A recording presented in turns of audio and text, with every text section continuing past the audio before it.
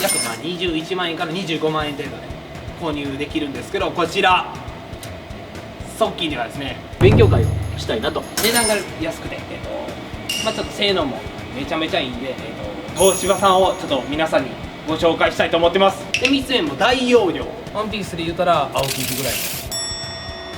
はい、アイスエイジです。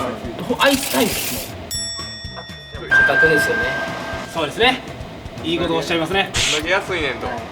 大体家電量販店で買うと約21万円から25万円程度で購入できるんですけど、こちらソッキーではですね、万円でしかも設置